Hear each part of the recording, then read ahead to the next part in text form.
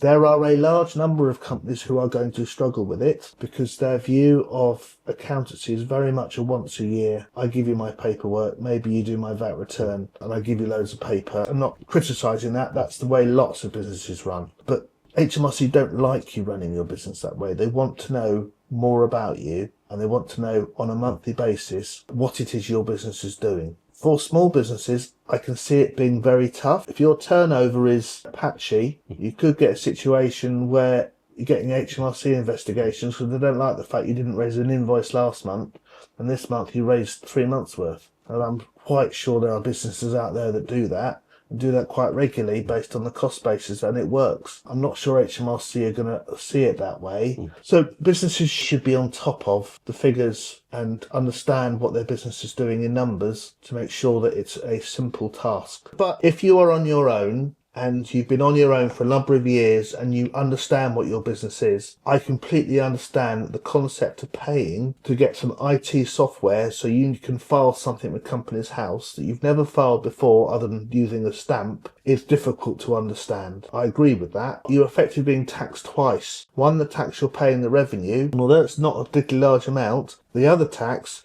is either paying the accountant who you weren't paying before to do the filings for you, or buying the software, learning the software, and then doing it yourself. I completely understand why they think that's really unfair and unreasonable, and sadly, I don't think they're going to change it. I mean, I am pro MTD, and the reason why is because unfortunately times are changing. That the benefit of this focus on digital compliance is so that business owners have full clarity on their numbers. Yes, it is an extra cost and many are resistant, but it's going to give them foresight. It's going to allow them to plan and see problems further down the line. It might be that, okay, do you know what? I don't have the money to continue. I don't have a runway. Without that insight, they probably would carry on until they come to us. And then what me and you see is when we have a conversation with someone, they tend to say, you know what?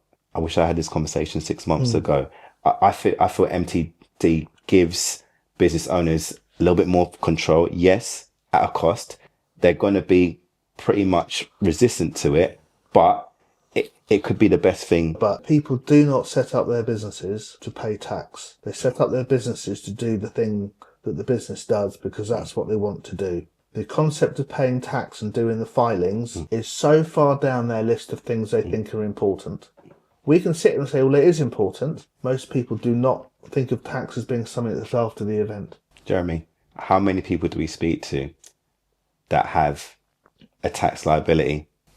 Probably 101% of them. Exactly. So I get what you're saying, and I don't want to sound harsh, but if you are, I mean, I'm not a business owner, but I know that if I'm going to start a business, the first thing I need to get right is how much tax I'm going to pay. A lot of business owners who are very successful, you speak to them 20 years later, they will say to them, if I'd have realised what was needed to run my business, I never would have started. I think keeping that level of ignorance is probably a good thing for the economy. I guess this is slightly not off piece. It's very relevant, and the type of businesses in certain industries that benefited. We saw quite an increase in, I guess, subscription services. So OnlyFans, there was a potential, an OnlyFans model that did benefit in the early days. So let's say 2020, it really did pick up. But the problem was that they didn't pay any tax.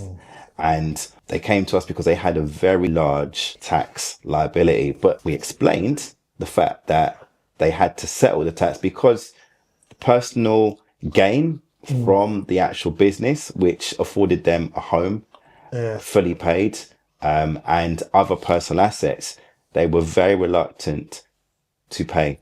And in the end, well, let's just say they're not a client. They are definitely not in this country. And they're on borrowed time. So I've got a story as well. Okay. Long time ago, I got asked to go and speak to a couple of foreign nationals who had been running a hobby business, just a hobby off the back of their house, and they'd been doing it for 4 or 5 years. And HMRC had decided they should be VAT registered. And I'm like, well, that's quite a hobby.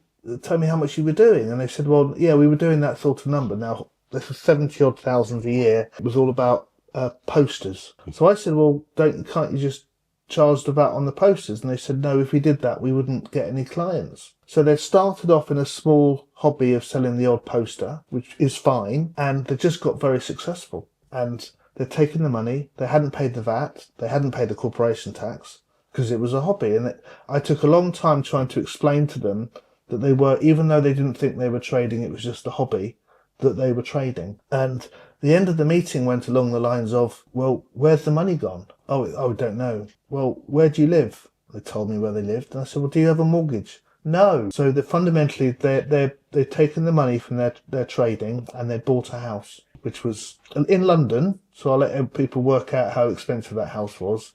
And my understanding was they went back to their country of origin having sold their house, with no intention of coming back. For those two examples, making tax digital would have been a better thing. Yeah. So thank you for listening. And if you've liked what you've heard, don't forget to like and subscribe.